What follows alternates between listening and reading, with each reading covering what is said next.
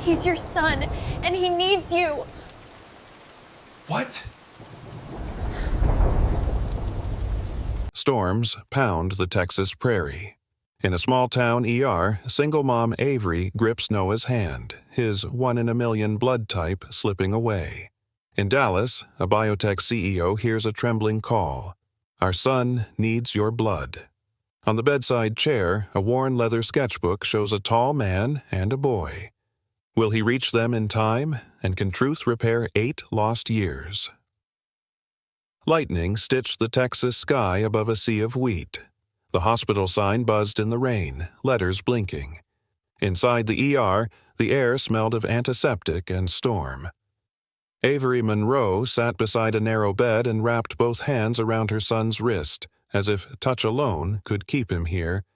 Noah lay small under a warmed blanket, 8 years old, a clear cannula at his nose, a line sliding into his arm. The monitor answered with green ticks. He once raced her through stubble fields, said he could hear wheat whisper at sunset.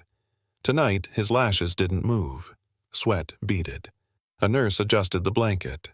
"Powers flickering," she murmured. "Generators ready."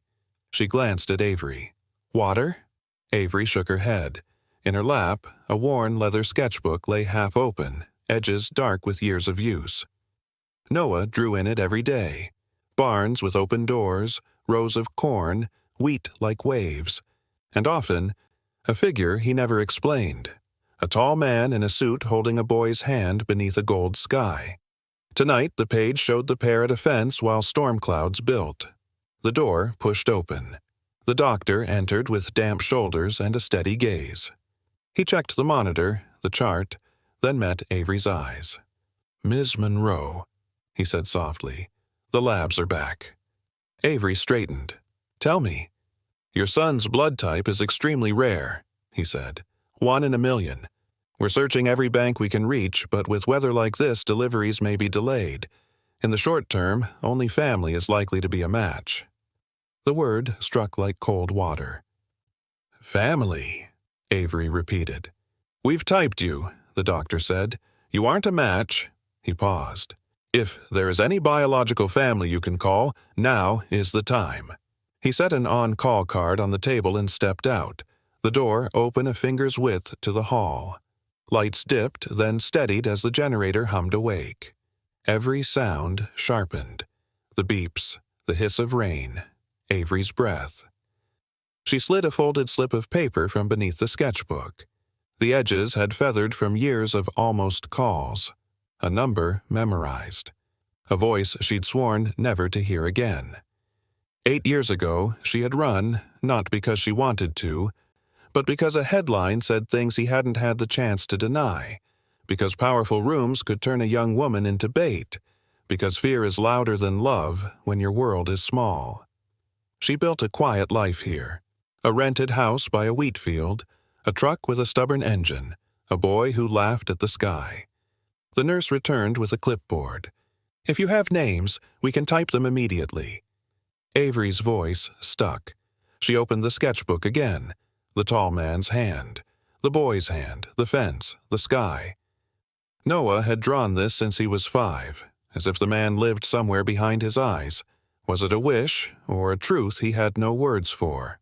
She looked at Noah. Even in sleep, his jaw set with familiar resolve. He would walk into rain if someone smaller needed help. He would say, "It's fine, Mom," and mean it. He had never asked why the man in his drawings wore a suit. "Ms. Monroe?" the nurse prompted gently. Avery lifted the phone. Thunder rolled along the prairie, long and low, like the land remembering promises. Her thumb hovered over the digits that could tear open the past. If she pressed, she would invite questions she had avoided for years. If she didn't, she might lose the only thing that mattered. She glanced at the doorway, at the monitor, at the page where the man and the boy faced a dark horizon. She breathed once, deep and steady. "For him," she whispered. She began to dial, each tone loud in the hush of rain. The line rang into the storm, and she wondered, will one call be enough to bring a father home before the clock runs out? The storm eased just enough for the wheat fields outside to glisten, rain-soaked and heavy with wind. Inside the hospital, Avery sat slumped in the waiting chair, her hands trembling against her jeans. She kept replaying the doctor's words. Only family could be a match. Family. That word twisted like a blade, because there was only one man who could possibly help Noah now. The man she had walked away from 8 years ago without a word. Her chest tightened as she whispered his name. Alexander. In Dallas, 50 miles away, Alexander Carter's voice carried through the sleek glass conference room of Carter Agritech. Screens glowed with slides about drought-resistant wheat and sustainable biotech. His executives listened intently, pens scratching, coffee cooling. Alexander's presence was magnetic, even when silent. He stood tall at the head of the table, shoulders broad beneath his custom navy suit. His dark brown hair, touched with elegant gray, caught the fluorescent light as he gestured to a chart.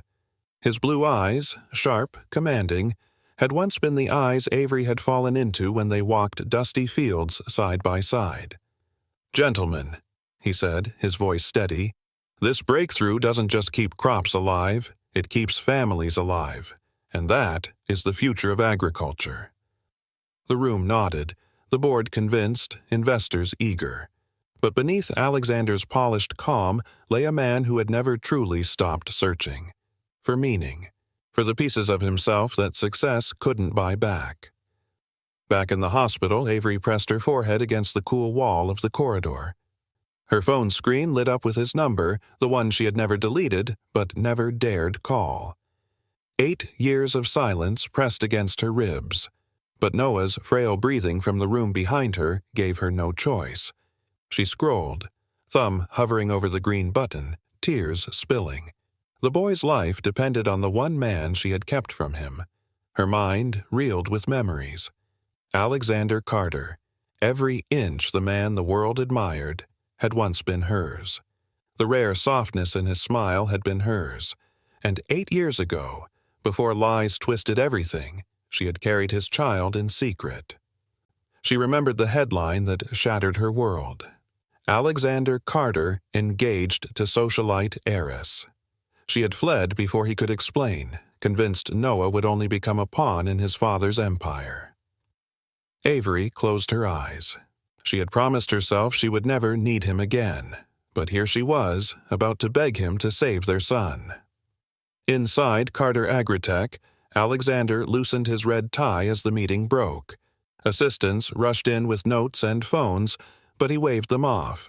He often felt the hollow echo of his life at times like this. Applause, deals, accolades, and yet no family waiting at home. He had once dreamed of more. He had dreamed of walking through fields with someone who believed in the work as much as he did. Avery had been that someone before she vanished without explanation. He still kept a drawer in his private office with a single worn leather sketchbook she'd once given him, a token from the early days, filled with her doodles of barns, tractors, even of him standing awkwardly in a suit beside a scarecrow. He never admitted he opened it sometimes when the nights stretched long, but then his phone rang. Unknown number. He frowned. Something inside told him not to ignore it.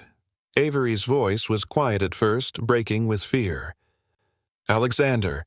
He froze, the pen in his hand dropping to the desk. For a moment he couldn't breathe. It's Noah," she whispered. "Noah?" His brows furrowed. "Avery, I don't understand. Please, listen. He's 8 years old. He's in the hospital. He needs a rare blood type. Only family can match." Her voice cracked. "You're his only chance." Alexander's pulse thundered. His mind leapt to numbers, years, timelines. 8 years? He whispered. His throat tightened. "Avery, is he mine?" The line went silent for a heartbeat. Then, with a sob barely audible, she breathed the truth. "Yes." Alexander's world shifted beneath him. The empire, the suits, the boardroom, all of it shrank compared to the truth crashing into his chest. He had a son, and somewhere out there, under the storm, That boy was fighting for his life. Alexander Carter stood frozen in his corner office, the storm outside streaking the Dallas skyline with flashes of light. He pressed the phone harder to his ear, as if Avery's trembling voice might slip away into the static. "Our son needs your blood." The words hit harder than any boardroom betrayal, harder than any loss he had faced. He rose slowly from his chair, one hand bracing the edge of the polished desk, knuckles white against mahogany. "Avery, you can't mean—" His voice faltered, rare for a man who could silence a room with a single glance. "You said—" "Son?" On the line, Avery's breath caught. "Yes, he's 8. His name is Noah. He has your eyes." Her voice broke. "The doctors say only family can help. I wouldn't call if it weren't life or death." Alexander's chest tightened. 8 years. A lifetime buried beneath unanswered questions. "Why didn't you—" He stopped himself, voice raw. "Is he mine?" The pause was long enough to crush him. Finally, Avery whispered through tears, "Yes." The word detonated inside him. A son. 8 years stolen. He had walked harvest fields dreaming of legacy, of something beyond profits and patents, and all along, his own flesh and blood had been out there, unknowing. He slammed the intercom button on his desk. "Cancel everything." "But, sir, the shareholders—" His assistant's voice stammered. "Cancel," Alexander barked. "Now." He grabbed his navy overcoat, the same one Avery once teased him about. Too formal for wheat fields. The memory lanced through him. He shoved it aside. There was no time for regrets now. He strode from the building, polished shoes striking hard against the marble floors. His driver startled as Alexander yanked open the SUV door himself. "To the Countryside Hospital," he ordered, voice low but burning. Rain slashed the windshield as the black SUV roared onto the freeway, city lights blurring past. Alexander's mind spiraled between fury and fear. She kept him from me. 8 years. Gone. But why? And how could I have not known? He thought of Avery's laugh in the farm fields, of her steady gaze when she told him farmers trusted him because he got his shoes dirty too. He thought of the headline that destroyed it all, Alexander Carter engaged. He had shouted that it was his father's scheme, a cruel move to tie him to a socialite family for power. But Avery never let him explain. She vanished like mist at dawn. And now he had a son, lying fragile in a rural hospital bed. Back in the ER, Avery sat hunched over Noah's bed, brushing damp curls from his forehead. His little hand twitched weakly in hers. "Hold on, baby. Just a little longer." The nurse entered quietly. "Did you reach anyone?" Avery swallowed hard. "Yes." Her heart trembled. "He's coming." The nurse gave a soft nod, not prying. "Then pray he's fast." Avery's gaze dropped to Noah's sketchbook on the side table. Pages opened to the drawing he had made just last week. A tall man in a suit, holding a boy's hand under a golden wheat sky. She blinked through tears. Noah had drawn him, had drawn Alexander, all along, without ever meeting him. On the highway, Alexander's driver pressed harder on the accelerator, tires hissing against wet asphalt. Alexander sat forward, elbows braced on his knees, staring into the rain. His pulse hammered in time with the wipers. 8 years ago, he had lost Avery with no explanation. Now he was racing against a storm, against time itself, to reach the boy he never knew. And he swore to himself, voice low and fierce, "I will not lose him too." The Countryside Hospital stood like a weary sentinel against the storm, its white siding battered by rain, parking lot shimmering with floodwater under the orange glow of failing lamps. 45 minutes after Avery's desperate call, a black SUV skidded into the lot, brakes hissing as it came to a halt. The door swung open. Alexander Carter stepped into the downpour, rain soaking his tailored navy suit within seconds. His red tie clung to his chest, his dark hair plastered back by wind. Yet, even drenched, he moved with purpose. each stride cutting through the storm like it feared him. Inside the ER, nurses glanced up as the glass doors burst open. The tall, broad-shouldered man filled the frame, water streaming from his coat. His presence was commanding, but his eyes, piercing blue, scanned the room with urgency, not pride.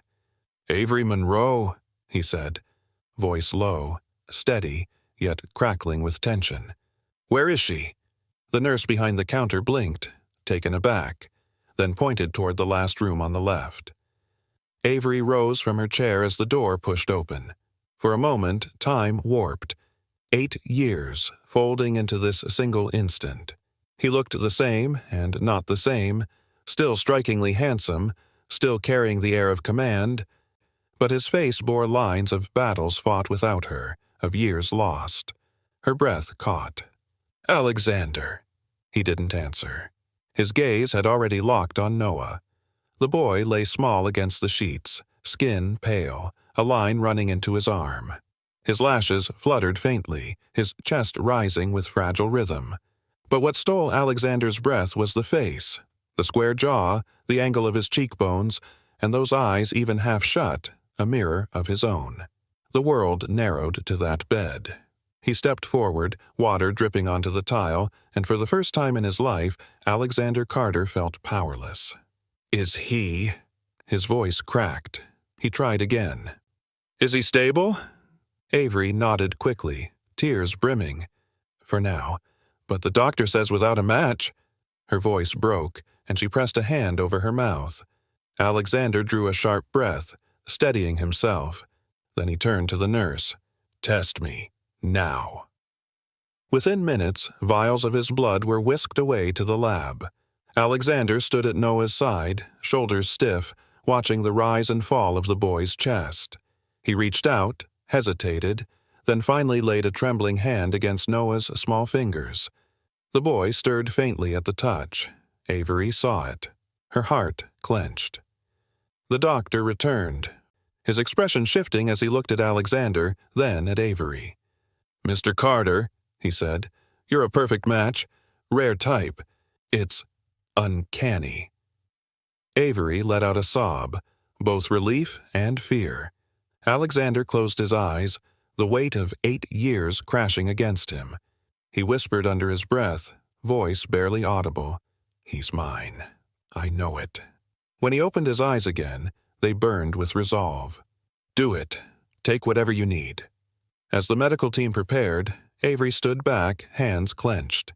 She watched as Alexander rolled up the crisp sleeve of his soaked shirt, revealing strong forearms. He loosened his red tie, unbuttoned his cuff, and sat in the chair beside his son's bed. The line was set, the tubes connected. Slowly, drop by drop, Alexander's rare blood began flowing into Noah's veins. A hush fell over the room. Even the storm outside seemed to pause. Avery pressed both hands to her face, tears slipping through her fingers as she whispered, "Please, let this save him." And Alexander, eyes locked on the boy he had just met, felt a vow rising unbidden inside him. "Never again will I let him be alone." The fluorescent lights hummed above as the steady rhythm of machines filled the hospital room. Alexander sat rigid in the donor chair, sleeve rolled high, the red tie hanging loose around his neck. A line ran from his arm, carrying his rare blood drop by drop into the fragile vein of the boy lying in the bed beside him. Noah. His son. Alexander's eyes never left the boy's face. Pale skin, damp curls against his forehead, lashes that fluttered with shallow breaths. The resemblance was undeniable. The square jaw, the shape of the brow, it was like looking into a mirror of years gone. A nurse adjusted the line, murmuring reassurance. But Alexander barely heard. He leaned closer, whispering so low no one else could catch it. "You're mine. I know it." Avery, standing at the foot of the bed, pressed a trembling hand to her lips. She had promised herself she wouldn't cry in front of him, not after all these years. Yet, watching Alexander sitting there, his lifeblood flowing into Noah's body, broke her in ways she couldn't contain. Tears slipped down her cheeks silently. Time slowed. Each drop of blood carried more than oxygen. It carried years of silence, regrets, and unspoken truths. Alexander's mind drifted unwillingly to those farm fields 8 years ago. Evenings when Avery had walked beside him, her laughter riding the breeze as they dreamed of changing the lives of small-town farmers. He had thought she believed in him, in the vision they shared, and then, overnight, she was gone. No explanation, no chance to fight for her. And now, here she stood, watching him save the life of a child he never knew existed. "Mr. Carter," the doctor said softly, checking the monitors. "The transfusion is working. His vitals are stabilizing." Avery let out a sob, covering her face. Relief shook her to the bone. She had been holding her breath for hours, maybe years. Alexander exhaled slowly, tension easing for the first time since the phone call. He looked at Avery then, truly looked at her. Her eyes were wet, her face tired but still beautiful, her hands clutched together as if in prayer. "You should have told me," he said quietly, his voice hoarse. Her eyes lifted to his, wide, full of sorrow. "I wanted to," she whispered, "but the world you lived in, the lies, the headlines, I couldn't let Noah be swallowed by it." Alexander clenched his jaw, unable to reply. Not yet. The nurse checked the lines again, then offered Alexander a nod. "We'll monitor him closely." "You did good, sir." He barely blinked. "No," he said under his breath. "I should have been here from the start." When the transfusion ended, Alexander's arm was bandaged, the line removed. He ignored the nurse's advice to rest and instead rose immediately, moving to Noah's side. He lowered himself onto the chair beside the bed and gently brushed a hand across his son's knuckles. The boy stirred faintly, eyelids fluttering. Alexander leaned close.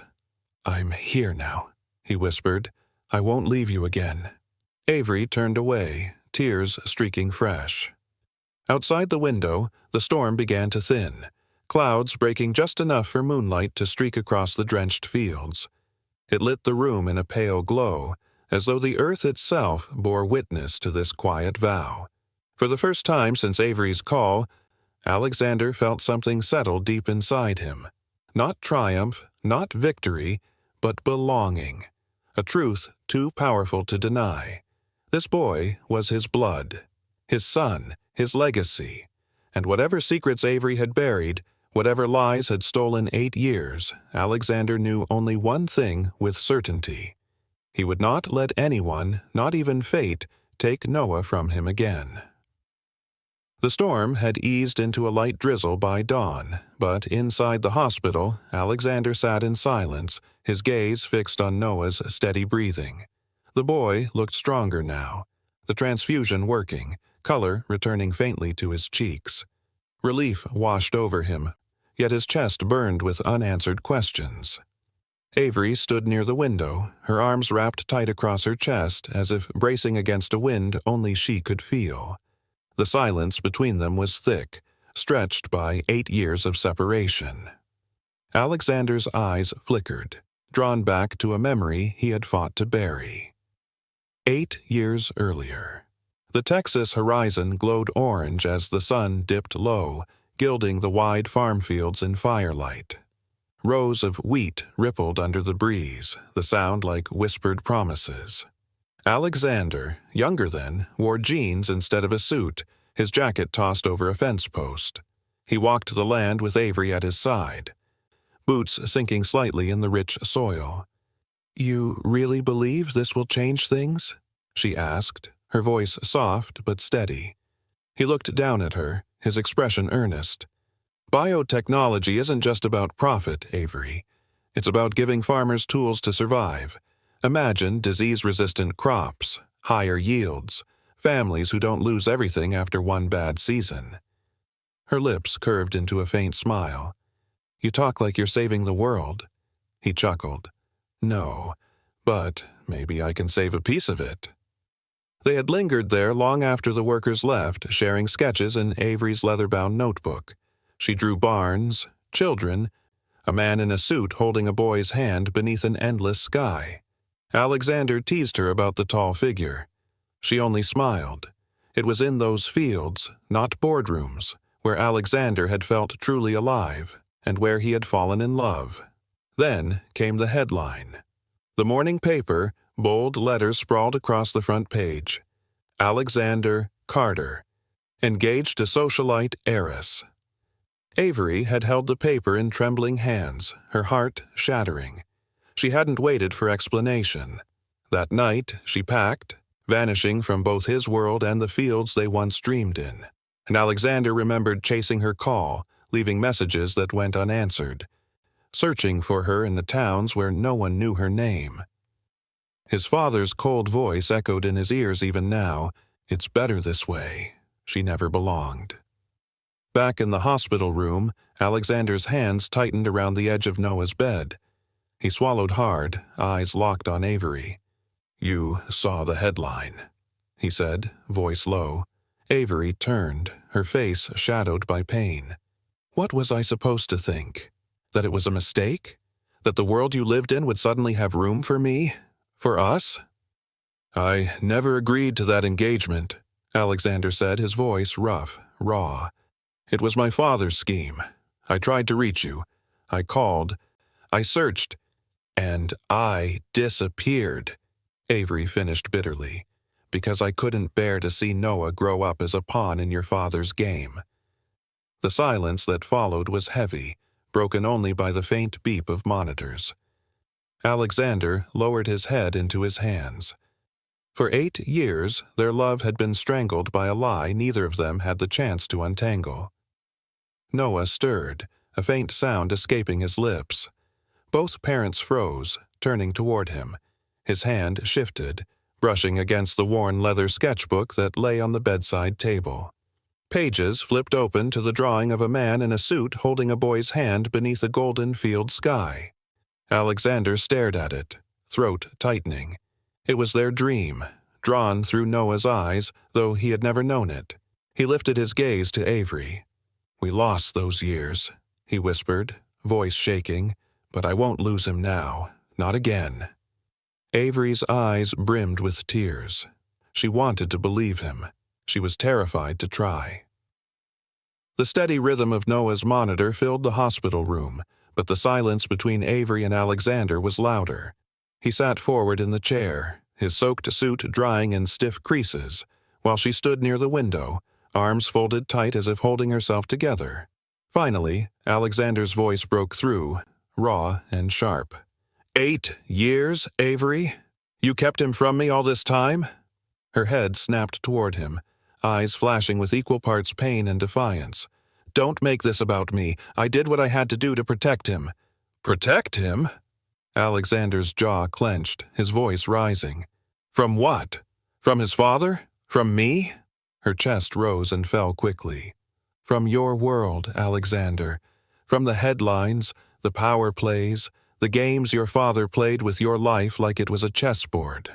I saw that headline, your engagement, and I knew what it meant. I wasn't going to let Noah grow up as leverage in someone else's scheme." Alexander pushed to his feet, towering over her, his broad shoulders taut. Rain drummed against the glass behind her, but he only saw her, the woman who had vanished and taken his future with her. "You should have asked me. You should have trusted me enough to hear me out." Avery's throat tightened, her voice cracked. "I couldn't. Do you have any idea what it felt like? To see your face in the paper beside another woman's, smiling, like everything we dreamed in those fields meant nothing? I couldn't breathe, Alexander. I couldn't stay." He took a step closer, fists at his sides. "That was my father's doing, not mine. I never agreed to marry her. I called you, I searched everywhere, and you were gone. Do you know what that did to me?" His voice softened suddenly, cracking on the last words. "Do you know how many nights I walked through those fields alone, wondering why you left without a word?" Avery's tears fell then, silent at first, then breaking free. "I saw no way forward. I thought I was saving Noah from a life where love was traded like stock. So I built a life here, far from your world, where he could be safe, where he could be mine. Alexander's voice dropped, hoarse. And what about me? I lost 8 years with my son, his first words, his first steps, the nights he cried, the mornings he laughed. I lost them all, because you didn't trust me. The accusation landed heavy in the room. Avery pressed her palms against the windowsill, her shoulders shaking. You don't understand the power your father wielded. I wasn't strong enough to fight him, so I ran. Alexander's blue eyes burned, but beneath the anger was something else. Grief. He dragged a hand over his face, then looked at Noah, lying so still yet clinging to life because of the blood they now shared. You could have told me, he whispered. You should have told me. Avery turned back, tears streaking her cheeks. And if I had? Would you have chosen me over your father's empire? The question hung like thunder in the air. Alexander swallowed hard, unable to answer. For a moment, neither spoke. The only sound was Noah's soft, fragile breathing. Alexander finally broke the silence, his voice low but resolute. It doesn't matter now. He's here. He's ours. And no matter what your reasons were, Avery, I will not let him slip away from me again. Avery closed her eyes, clutching her arms tighter. Part of her wanted to believe him. Part of her feared the empire behind him would always win. And at Noah's bedside, the boy's fingers twitched faintly, as if reaching for both of them. The steady beeping of the monitor filled the hospital room like a fragile heartbeat. Alexander sat close to Noah's bed, his hand hovering over the boy's small fingers, afraid to let go. Avery stood a step back, her arms crossed tight over her chest, eyes red from tears but locked on her son's pale face. Then, almost imperceptibly, Noah stirred. His eyelashes fluttered once, twice, and a faint groan slipped past his lips. Avery rushed forward. Noah! Baby! I'm here! The boy's eyes blinked open, hazy at first, then sharpening as they scanned the room. His voice was weak, barely above a whisper. Mom, I'm right here. Avery smoothed his curls back from his forehead, her voice trembling with relief. Noah's gaze drifted past her, landing on the tall man seated beside him. The boy's brow furrowed in confusion. Who is that? Alexander swallowed hard, his throat dry. He leaned forward, managing a small, warm smile. I'm Alexander, he said softly. A friend. Avery's chest tightened at the word. Friend. It was safer than the truth, for now. Noah studied him quietly, his blue eyes, so achingly familiar, searching Alexander's face. He has my eyes, the boy murmured, almost to himself. The words cut through Alexander like a blade and a blessing all at once.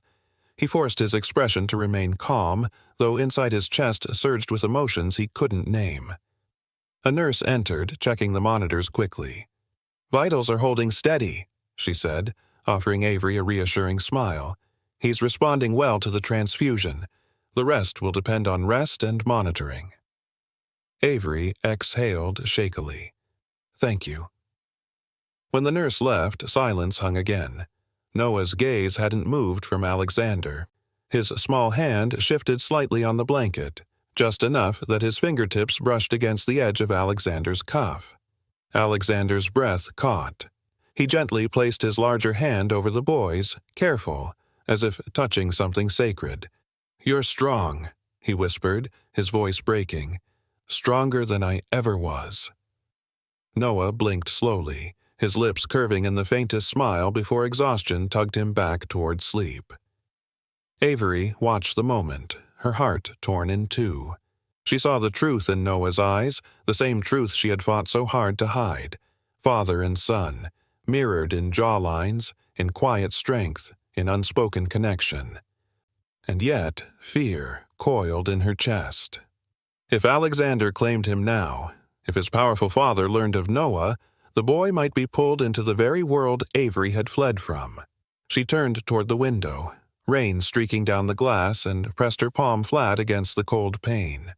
Her voice came low, almost a whisper. Don't make promises you can't keep, Alexander. Behind her, Alexander's gaze never left Noah.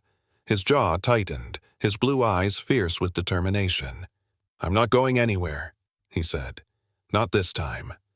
Noah stirred again in his sleep, mumbling words they couldn't make out. His sketchbook, lying on the side table, had slipped open to a drawing of two figures standing side by side beneath a golden sky. One tall, one small. Alexander reached for it, fingers brushing the page, and for the first time he allowed himself to hope. The boy was alive, awake, and already, in some way, he knew. Morning light seeped through the hospital blinds, turning the storm-damp fields outside into a shimmer of gold. Inside, Noah stirred again, stronger this time. His fingers reached clumsily toward the side table, brushing against the worn leather cover of his sketchbook. Alexander noticed first. He picked it up carefully, the old spine creaking, and placed it in Noah's lap. "This yours?" he asked softly. Noah nodded weakly, his voice rough from sleep. "I draw when I can't sleep." Avery smiled faintly, brushing his hair back. "It helps him think." The boy opened the book with slow, deliberate fingers. Page after page revealed barns under wide skies, wheat fields stretching to the horizon, cattle grazing beneath clouds. His drawings were rough, childlike, yet alive with detail. Alexander leaned closer, mesmerized. "You've got talent," he whispered. Noah's lips curved in the faintest smile. "I draw the fields. And him." He turned a page, and Alexander froze. The drawing was unmistakable. A tall man in a suit stood holding a boy's hand. The man's shoulders were broad, his jaw square, and the boy's eyes, large, round, familiar, looked almost exactly like Noah's. Alexander's throat tightened. "This man, who is he?" Noah's gaze lifted, innocent yet piercing. "I don't know. I just see him, in my head, sometimes in my dreams." His fingers traced the outline of the man's suit. "He's always with me, even when I'm alone." Avery turned away quickly, tears pricking her eyes. Alexander blinked hard, swallowing the lump in his throat. He whispered under his breath, "You've been drawing me all along." Noah tilted his head, curious. "Why do you look like him?" The question cut deep. Alexander wanted to answer, wanted to claim his son right then, but fear of breaking the fragile moment held him back. He forced a smile, voice low. "Maybe because, sometimes, the people we're meant to find are closer than we think." The boy's hand slipped tiredly across the sketchbook, but he wasn't finished. He turned to a newer page, one drawn with bright yellows and deep greens. It showed rows of corn swaying under a summer sun, and in the corner that same suited man knelt, laughing with the boy. Alexander brushed a thumb gently over the page, his chest heavy. These weren't just pictures. They were pieces of a connection Noah had felt without knowing why. "Do you like farms?" Alexander asked softly. Noah nodded, his eyes fluttering. "I like the quiet. Mom says I draw fields because they make me feel safe." He looked at Alexander again. "Do you know about farms?" Alexander smiled faintly. "I know a little. Maybe I could show you sometime." Noah yawned, eyelids heavy, but his fingers clutched the sketchbook tightly as though it were his anchor. Within minutes, he drifted back to sleep, the book resting against his chest. Avery crossed her arms, her voice low and tight. "He's been drawing you since he was 5. I didn't know how to explain it. He would sit by the window, staring at the fields, and sketch that man again and again." Alexander's blue eyes burned, emotion tightening his jaw. "Avery, you can't deny it anymore. He's mine. He's known it, even without knowing." Her lips trembled. She turned away, unable to face the weight of his truth. "What happens when your father finds out, Alexander? When the world knows?" Alexander stepped closer, his voice firm, unyielding. "Then let them know. Let the world try to take him, I'll stand in their way. He is my son, our son, and I will not lose him again." Avery's eyes closed, fresh tears slipping down her cheeks. For the first time, she saw not just the CEO, not just the man she once loved, but a father fighting with every breath for his child. And outside the window, the wheat fields shimmered under the breaking sun, as if the land itself bore witness to a truth too strong to be hidden any longer. The hospital garden was small, a patch of green tucked between weathered brick walls, but to Noah it felt like a kingdom. The air smelled of damp earth and corn tassels swayed in the breeze, golden against the brightening Texas sky. After 2 days of steady recovery, the doctor agreed Noah could take a short walk. Alexander was the first to offer his arm, steady but gentle. "Easy now, son," he said before catching himself. His voice softened. "Noah." Noah leaned against him, his sketchbook clutched under one arm, legs wobbly but determined. Avery trailed behind, eyes never leaving them, torn between fear and wonder. They stopped beside a row of corn. Alexander crouched down, tugging a leaf gently between his fingers. "See this here?" he asked. "That's corn. Wheat looks different. Smaller stalks, golden heads at the top." Noah tilted his head, fascinated. "I thought they were the same."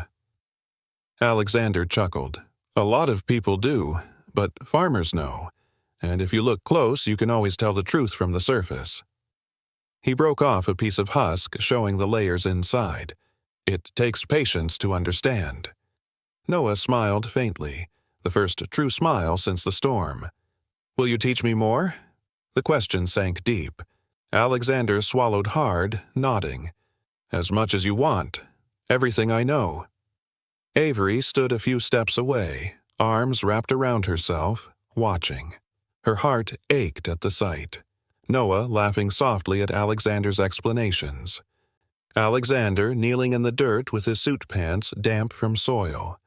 For 8 years she had guarded Noah from this world, convinced Alexander belonged to boardrooms and power, not cornrows and sketchbooks. But here he was, showing her son the difference between wheat and corn as if nothing else mattered. Noah reached into his sketchbook and began to draw quickly, crouching in the dirt. His small hands worked with determination, crayons scratching against paper. When he finished, he held it up shyly. It was a drawing of 3 figures standing between the rows of corn. A tall man with the square shoulders, a woman with long hair, and a boy holding both their hands. Alexander's throat tightened. He brushed a finger lightly over the page. That's us." Noah nodded. "I always drew just the man and the boy. But now I can see her too." He glanced at Avery. "Mom." Avery's knees went weak. She pressed a hand to her lips, tears spilling silently. A nurse called from the doorway. "Time to head back in. Don't push too hard." Alexander lifted Noah easily, the boy's thin arms wrapping instinctively around his neck. He carried him back through the garden gate, every step a vow etched into his bones. Avery followed, her chest torn open by emotions she had tried to bury. Inside, as Noah dozed against Alexander's shoulder, Avery whispered, "You don't know what you're asking for. Once people find out, once your father finds out." Alexander stopped, turning to her, his blue eyes blazing with certainty. "Let them. Let the world whisper.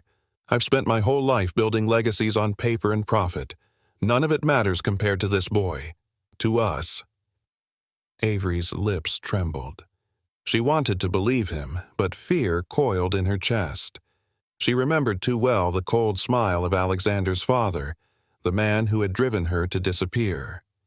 Still, when Alexander laid Noah gently back onto the hospital bed, brushing hair from his forehead with surprising tenderness, Avery saw something she hadn't in 8 long years: hope.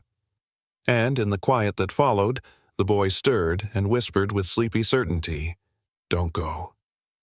Alexander's hand lingered on his son's. "I won't." The wheat fields shimmered under a late afternoon sun. golden stalks swaying as if whispering secrets to the wind. Inside the small-town hospital, Noah's steady recovery brought a fragile peace. But beyond those walls, whispers had already begun. At the diner, across from Main Street, two farmers leaned over steaming mugs of coffee. "Did you hear? Alexander Carter's been at the hospital all week. Folks say he's got a boy in there." "A boy?" the other scoffed. "What's a CEO doing with a kid out here?" "Word is, the boy's his. Spitting image, they say, blue eyes and all." By sundown, the rumor had traveled faster than any storm, through the grocery store aisles, down the church pews, across the bleachers of the high school football field. Alexander Carter, the famous CEO, has a secret son. Back at the hospital, Avery sat by Noah's bed, helping him color a new drawing. His small hand moved slowly, still weak but determined. He sketched a barn with golden fields behind it. Beside him, Alexander watched, his broad shoulders hunched forward, his eyes softer than Avery had ever seen. For a moment, it felt like family. For a moment, it felt whole. Then the phone in Alexander's pocket buzzed. He glanced at the screen, his jaw tightening. The board. Again. He stepped into the hallway, pressing the phone to his ear. "Alexander!" A board member's voice barked through the static. "The press has wind of something in the countryside. Tell us it isn't true." Alexander's silence was enough. "Do you have any idea what this could do to the company's reputation? To your father's standing? If there's a scandal—" Alexander cut him off, his voice steel. "This isn't a scandal. It's my son." The line crackled with outrage. "Your father demands you return to Dallas immediately. He insists the boy's existence must be contained. Do you understand?" Alexander's grip tightened around the phone until his knuckles blanched. "I understand," he said coldly, "and I refuse." He ended the call without another word. When he returned to the room, Avery studied his face. "What did they say?" He exhaled, the storm in his chest barely restrained. "They want me to silence this. Pretend he doesn't exist." Her heart sank. "I told you, your father—" "My father," Alexander snapped, then softened when Noah stirred. "My father has controlled me long enough. Not this time. Noah is mine, Avery, ours, and I won't hide him." Avery shook her head, torn between fear and admiration. "You don't know what you're up against. Your father doesn't lose." Alexander stepped closer, his blue eyes fierce. "Then he hasn't met what I'm willing to fight for." That evening, Noah fell asleep with his sketchbook tucked against his chest as though guarding the drawings that told truths no rumor could twist. Avery lingered by the window, watching the fields turn amber under the dying sun. Behind her, Alexander stood silent, hands in his pockets, his tall frame shadowed against the room's dim light. "Do you regret it?" Avery asked softly, not turning to face him. "Coming here, letting the world see." Alexander's voice came low, steady. "The only thing I regret is losing 8 years of his life. No board, no father, no empire can take what's mine again." Outside, the first stars pricked the horizon, small beacons in the vast Texas sky. And in the quiet of that hospital room, Avery realized something terrifying and beautiful. Alexander wasn't the man she'd fled 8 years ago. He was something far more dangerous. A father who had finally found his son. The old Carter family barn sat on the edge of the fields, its beams weathered gray by decades of sun and storm. Tonight it was lit by lanterns, shadows stretching across stacks of hay and old farm tools. Alexander stood in the center, laptop open on a wooden table, camera light glowing. On the screen, the board of Carter Agritech appeared in neat little squares. Men in suits, his father at the head, his expression cold and commanding. "Alexander," his father began, voice clipped, "you've made quite a spectacle. Rumors spread like wildfire. A son, hidden away. You'll destroy everything we've built." Alexander's jaw tightened. He wore no tie, just his white shirt rolled at the sleeves, his posture tall and unyielding. "What we've built." His voice cut through the barn air. "You built a cage. I've lived in it long enough." Murmurs rippled through the board. His father's eyes narrowed. "This boy is a distraction, an obstacle. If you want to keep your place, you'll distance yourself, discreetly, permanently." A pause hung heavy. Then Alexander leaned forward, his face close to the screen. "Listen carefully," he said, voice like thunder. "Legacy isn't profit margins. Legacy isn't quarterly reports. Legacy is family. This boy, Noah, is my son, and I will never hide him." The barn went silent except for the faint hum of the laptop fan. One board member sputtered, "This is reckless." Another, older and quieter, leaned forward, his eyes softened. "Or, it's the first honest thing this company has seen in years." From the shadows near the barn door, Avery watched, her heart pounding. She had come ready to drag him back before he ruined himself. But, hearing him speak, seeing him stand unflinching before the men who had ruled his life, something shifted inside her. Alexander wasn't choosing profit. He wasn't choosing power. He was choosing Noah. Choosing her. On the screen, his father's face darkened, rage barely restrained. "You will regret this. Everything I've built for you will crumble." Alexander's blue eyes burned with a new fire. "Then let it crumble. I'd rather build something honest from the ashes than inherit your lies." He ended the call with a decisive click. The screen went black, lantern shadows swallowing the barn. For a long moment, only the sound of crickets filled the silence. Avery stepped forward, her voice unsteady. "Do you know what you've done? You've declared war on him. On all of them." Alexander turned to her, breath still heavy from the storm inside him. "Maybe, but for once I've declared something worth fighting for." He closed the laptop, set it aside, then looked at her fully. His face was raw, stripped of pretense. "I lost you once because I didn't fight hard enough. I won't make that mistake again. Not with Noah. Not with us." Avery's throat tightened, words caught between fear and longing. She had wanted to protect Noah, to keep him safe from this world. But in this barn, she saw the truth. Alexander wasn't hiding behind boardrooms anymore. He was standing in the dirt, choosing family over empire. Her tears slipped quietly, unbidden. Alexander stepped closer, lowering his voice.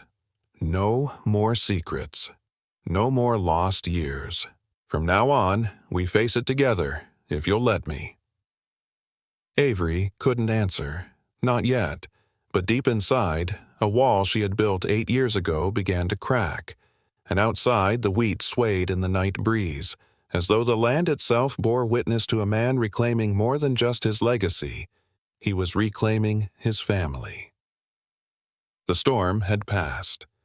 Morning light poured over the Carter countryside estate, sprawling fields glistening with dew. For the first time in days, Avery and Noah left the hospital. Alexander had insisted they come here, not to the city, not to his father's glass tower, but to the place where his own roots ran deepest.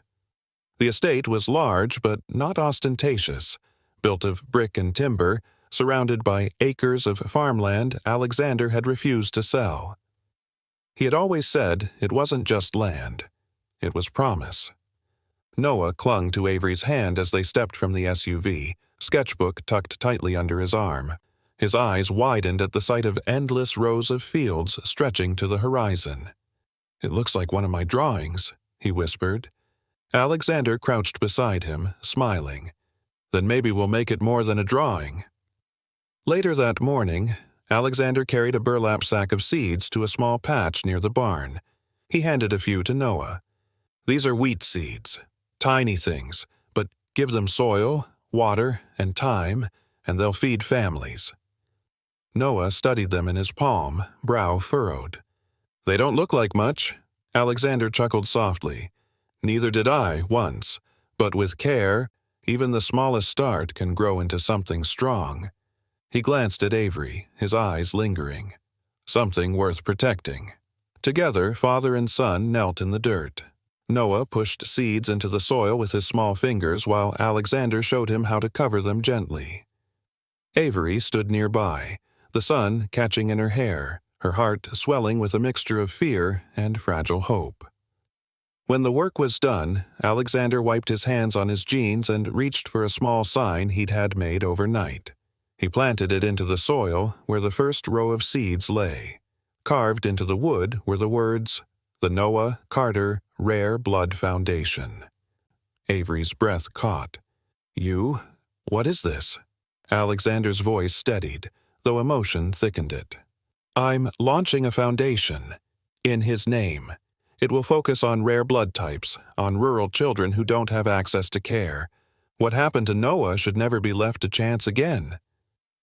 Avery blinked back tears. You'd do that? For him. For every child like him." Alexander looked at Noah, then back to her. "This isn't about me anymore. It never was. It's about building something real, something that lasts." Noah bent to pat the soil, then looked up. "Will they grow fast?" Alexander smiled, brushing dust from his son's cheek. "Not fast, but steady. Every day, a little stronger, just like you."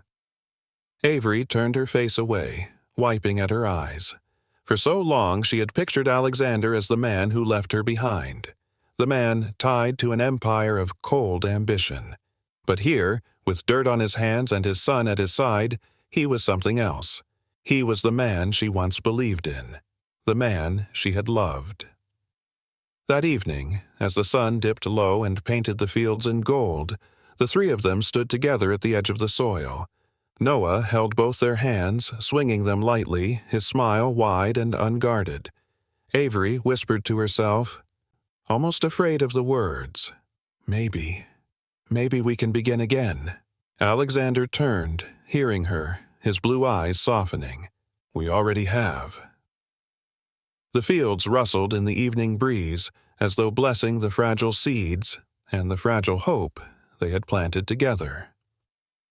The fall harvest fair filled the small Texas town with the sense of roasted corn and caramel apples, the air alive with fiddle music and children's laughter.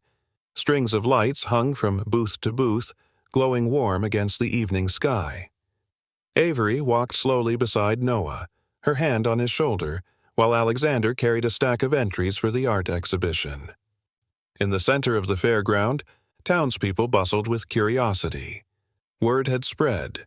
The CEO, the boy, the mother. Whispers turned to open stares, but Alexander's tall frame moved through it all with quiet certainty. Tonight, he was not the man in a suit commanding boardrooms. He was simply a father, standing beside his family. At the art tent, Noah placed his sketchbook drawing carefully on the easel, a painting he had worked on for days, colored with crayons and paint gifted by the nurses. Under the soft lantern light, the picture shone. 3 figures standing in a golden wheat field. A mother, a father, a son, their hands linked beneath a wide, endless sky. Gasps rippled through the crowd. A hush fell, broken only by Noah's small, steady voice. "This is my family. We were broken, but now we're whole." The applause began softly, then grew until it filled the fairground. Neighbors who had whispered now clapped with tears in their eyes. Farmers nodded with respect. Even the mayor bowed his head slightly, tipping his hat. Avery pressed a hand to her mouth, her heart swelling. Alexander's hand found hers, warm and firm. He leaned close, his whisper lost to everyone but her. "No more lost years. Only us. From now on." Her eyes shimmered as she nodded, fingers entwining with his. For the first time in 8 years, she let herself believe. Noah turned, beaming, and reached for both of them. They stepped into the glow of a lantern light together, their silhouettes framed against the harvest fair's golden backdrop.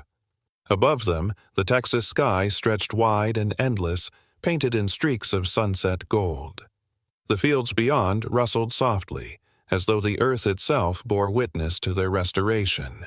And in that moment, beneath the open sky, surrounded by the town's applause, what had once been fractured by silence and lies was made whole again.